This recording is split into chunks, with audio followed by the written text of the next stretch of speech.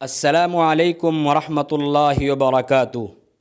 ناظرین، استقبال ہے آپ کا ہمارے یوٹیوب چینل الخیر جنرل نالج میں۔ دوستو، گزشتہ مہینے بھارت سرکار نے ایک زرعی قانون پاس کیا تھا، جس کے بعد سے ہی پورے ملک کے اندر کسان سراپا احتجاج ہو گئے ہیں اور یہ احتجاج تیز تر ہوتا جا رہا ہے۔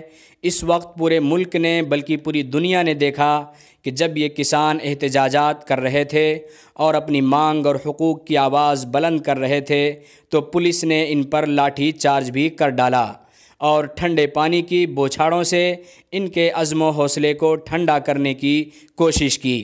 لیکن ان تمام کوششوں کے باوجود کسان اپنی تحریک کو آگے بڑھا رہے ہیں اور آگے بڑھانے کا مضبوط ارادہ بھی رکھتے ہیں۔ دوستو، آپ کو معلوم ہے کہ ملک کا کسان ملک کی تعمیر و ترقی میں بڑا کردار ادا کرتا ہے۔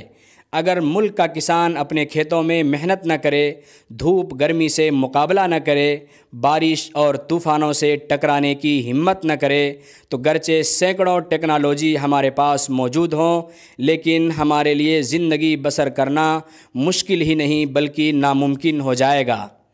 اس لیے اس وقت سوشل میڈیا پر یہ خبر گردش کر رہی ہے کہ اب ان کسانوں کی تحریک میں کئی سیاسی اور سماجی جماعتوں نے بھی حصہ لیا ہے اور یہ کہا ہے کہ ہم کسانوں کی تحریک میں برابر شریک ہیں، کسانوں کی آواز ہی ہماری آواز ہے۔